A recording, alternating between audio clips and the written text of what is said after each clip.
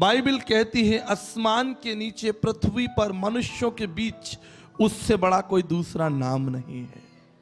Hallelujah. यह किसी साधु संत का नाम नहीं है, यह किसी महापुरुष का नाम नहीं है, यह राजाओं के राजा और प्रभुओं के प्रभु का नाम। बड़ी गलत फहमी अपने दिल और दिमाग में कुछ लोग लिए फिरते हैं।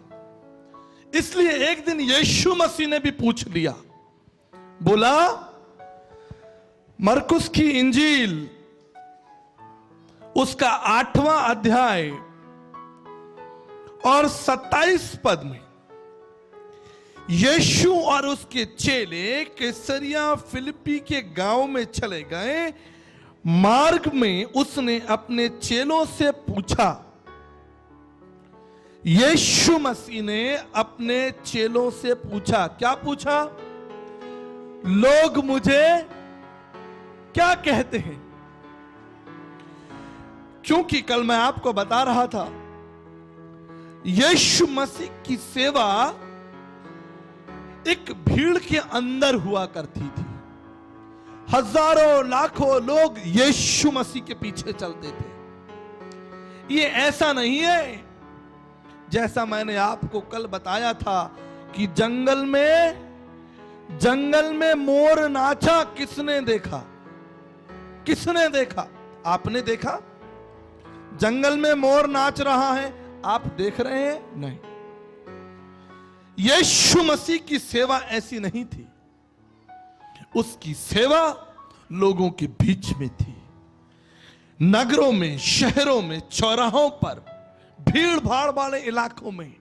और जो कार्य और जो शिक्षा प्रभु देते थे वो लोगों के सामने हुआ करती थी। चिन्ह चमत्कार, अंधों को दृष्टिदान, लंगड़ों का चलना, बीमारों का चंगा होना और यहां तक कि मुर्दों को जिलाना, यह सब कुछ भीड़ के सामने हुआ करता था। और इसलिए यीशु मसीह ने अपने शिष्यों से पूछा, लोग मेरे विषय में क्या कहते हैं? क्या उत्तर मिला? उन्होंने उत्तर दिया, यूहन्ना बपतिस्मा देने वाला, पर प्रभु कोई कहता है कि शायद एलिया हो या कोई भविष्यवक्ता जन्म ले लिया हो। मतलब समझ रहे हैं आप? हो सकता है कि किसी महापुरुष ने जन्म ले लिया हो, किसी संत ने जन्म ले लिया हो, किसी पैगंबर ने जन्म ले लिया हो। यीशु ने कहा, तुम मुझसे क्या कहते हो? मेरे प्रियो, आज भी ये प्रश्न उतना ही ताकतवर है। आप जब इस भीड़ में बैठे हैं, आपके लिए और मेरे लिए जानना आवश्यक है कि ये यीशु मसीह कौन है। नहीं तो किसी ने पूछ लिया यीशु कौन है तो आप क्या कहेंगे? संत है कि महात्मा है? हाँ, बड़े बड़े महापुरुष आए। मैं आपको बताना चाहता हूं, संत, महात्मा, गुरु, पीर, पैगंबरों की भीड़ में यीशु मसीह अतुलनीय, विराट और अगम्य है। प्रभु के शिष्य ने कहा, तू मसीहा है। क्या कहा? आज यही प्रश्न, यीशु मसीह कौन है? मेरे प्रियो, मसीहा का मतलब होता है बचाने वाला, छुड़ाने वाला, सहायता करने वाला, मसीहा। और इसलिए इस संसार में अगर कोई मसीहा है और या हो सका तो वो केवल यीशु मसीह है। हालेलुया। दूसरा कोई नाम नहीं, दूसरा कोई नाम नहीं। भारतीय दर्शन शास्त्र श्वेताश्वर उपनिषद 3:8 में लिखा है, तुम्हें विद्वंती मृत्युमेंती नान्य पंथा विदिते यनान। उस परमेश्वर को जानकर मनुष्य पाप से छूट सकता है। उस परमेश्वर को जानकर, अद्वितीय एकम ब्रह्म द्वितीय नास्ति, एकम सत्य द्वितीय नास्ति, परमेश्वर का कोई विकल्प नहीं है। ऐसा नहीं है कि स्वर्ग में 10-20 परमेश्वर बैठे हैं। दर्शन शास्त्र कहता है, श्वेताश्वर उपनिषद 5:13, विश्वस्य किम परिवेष्टारम ज्ञात्वा दे मुच्यते सर्वपाश। समस्त जगत को, किसी एक गांव को नहीं, किसी एक शहर को नहीं, लेकिन समस्त जगत को घेरे हुए, जिसने उस जगत को घेर रखा है, उस एक द्वितीय परमेश्वर को जानना मनुष्य की सबसे बड़ी आवश्यकता है। एक परमेश्वर जिसने ब्रह्मांड को बनाया है, जिसने आपको और मुझे बनाया है, उस परमेश्वर को जानना मनुष्य की सबसे बड़ी आवश्यकता है।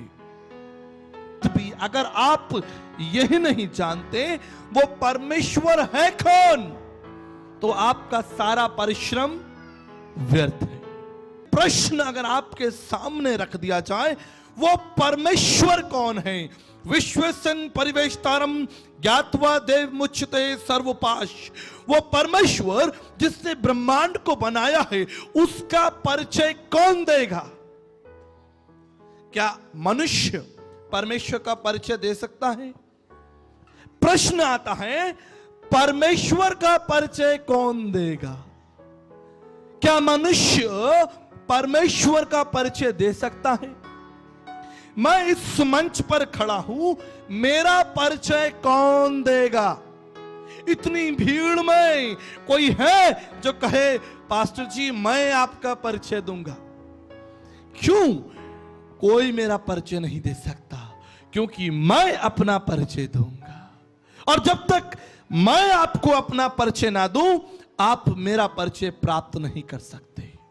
इसी तरह जब तक परमेश्वर, हालेलुया, जब तक परमेश्वर अपने आप को प्रकट ना करे, जब तक परमेश्वर ना बताए वो कौन है, वो कहां रहता है, उसकी इच्छा क्या है, उसकी योजना क्या है, वो आपसे कितना प्रेम करता है, जब तक परमेश्वर ना बताए कोई मनुष्य उसका परिचय प्राप्त नहीं कर सकता।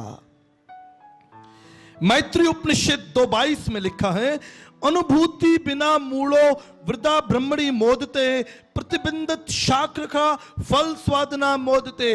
पेड़ की छाया में, पेड़ पर फल लगा हो और उसे देख देख कर आपकी भूख शांत हो जाएगी क्या? जब तक आप उस फल को तोड़कर ग्रहण ना करें। मेरे प्रियो, आज इस संसार में बहुत सारे लोग हैं जो परमेश्वर के विषय में जानना चाहते हैं। परमेश्वर कौन है? जो युगों से एक प्रश्न था, वो कौन है? आज से 2000 वर्ष पूर्व उस परमेश्वर ने संपूर्ण मानव जाति को अपना परिचय दे दिया।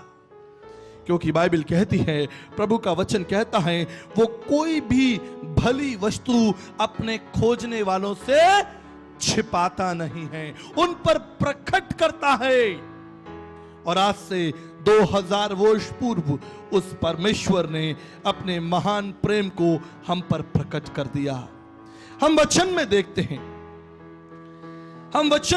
हैं, प्रेरितों के काम उसका 8 अध्याय,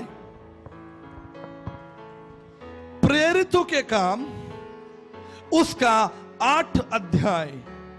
यहां एक बड़ी सुंदर घटना है जो 8 अध्याय 26 पद के अनुसार है। बाइबल बताती है,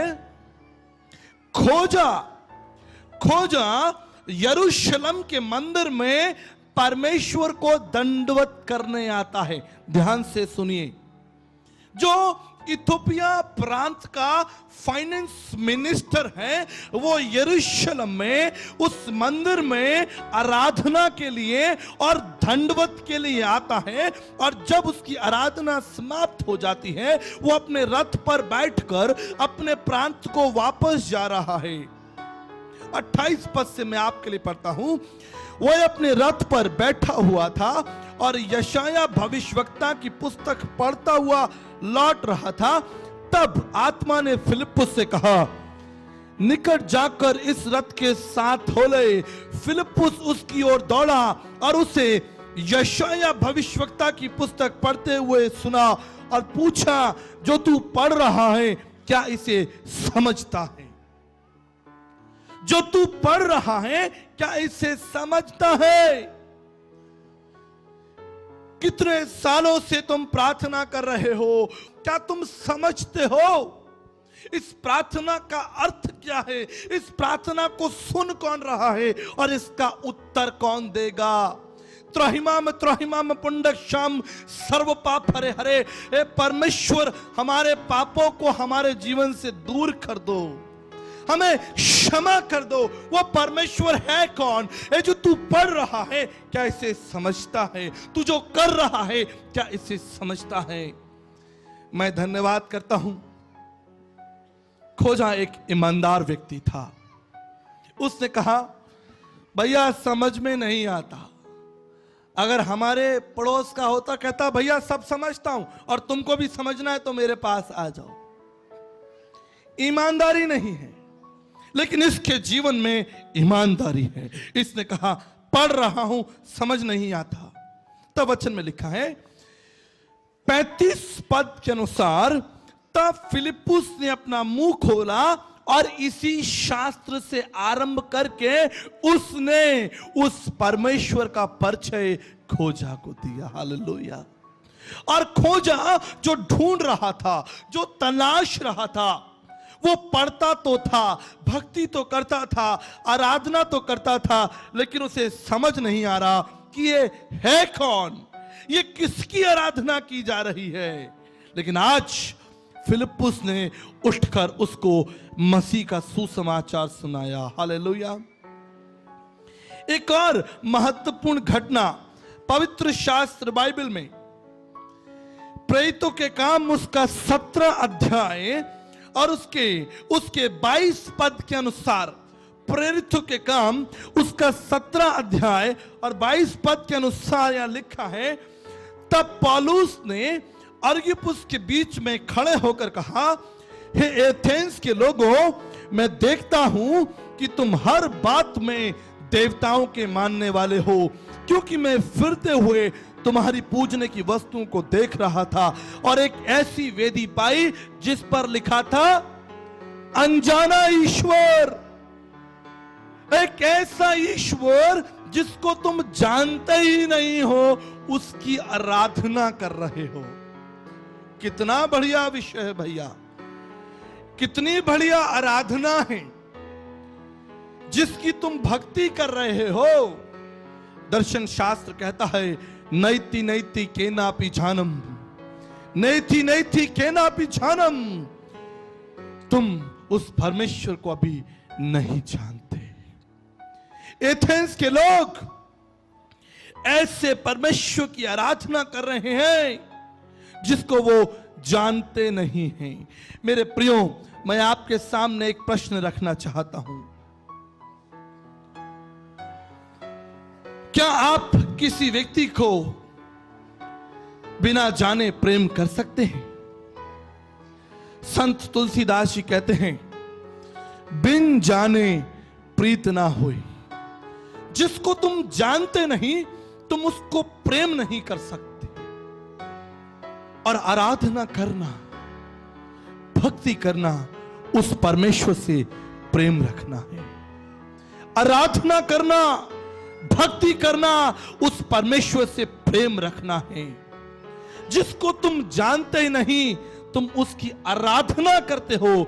मेरे प्रियो, आज जो आप इस स्थान पर बैठे हैं, मैं विश्वास करता हूं कि आप उस परमेश्वर को जानते हैं और अगर इस भीड़ में कोई भी ऐसा व्यक्ति बैठा है जिसके पास अभी भी प्रश्न है, मैं आपको बताना चाहता हूं, आज वो परमेश्वर जो आदित्य अगम्य विराट है, जिसे एथेंस के लोग बिना जाने पूज रहे थे, जिसको दंडवत कर कर खोजा वापस लौट रहा था, पौलुस कहता है मैं तुम्हें उस मसीह का सुसमाचार सुनाता हूं, उस मसीह के विषय में जिसका वर्णन मूसा ने, जिसका वर्णन भविष्यवक्ताओं ने किया था।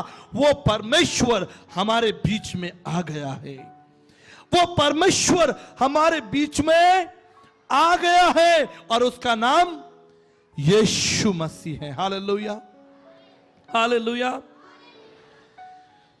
मत्ती की इंजील उसका 5 अध्याय और 17 पद में लिखा है, यह ना समझो कि मैं भविष्यवक्ताओं की पुस्तकों को नष्ट करने और लोप करने आया हूं।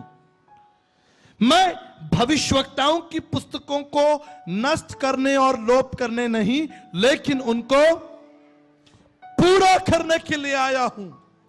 मेरे प्रियो, हजारों वर्षों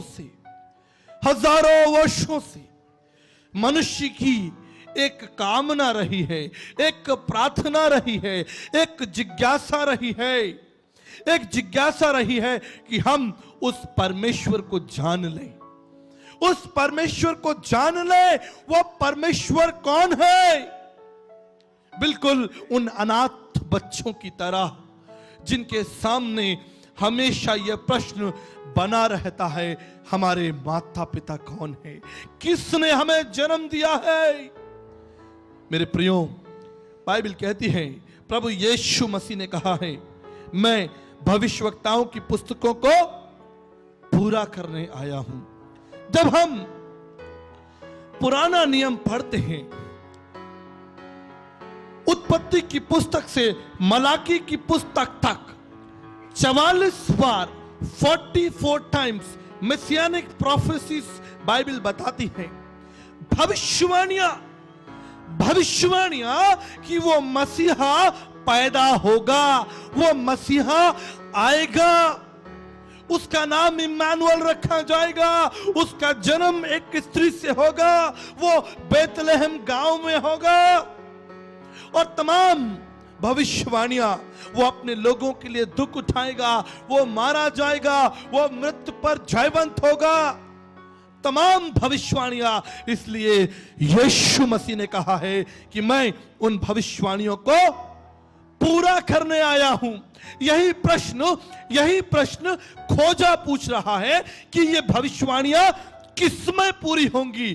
क्या उस भविष्यवक्ता में जिसने ये पत्र लिखा है, या हमें किसी का इंतजार करना है? वो कौन परमेश्वर है जिससे हम प्रार्थना करते हैं, त्राहिमाम पुंडक शाम सर्व पाप हरे हरे? वो हमारे पापों को कब दूर करेगा?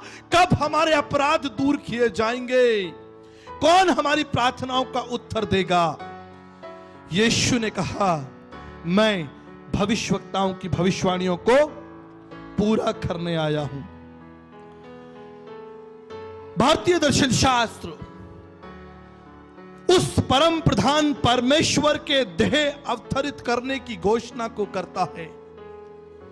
मैंने आपको कल बताया था,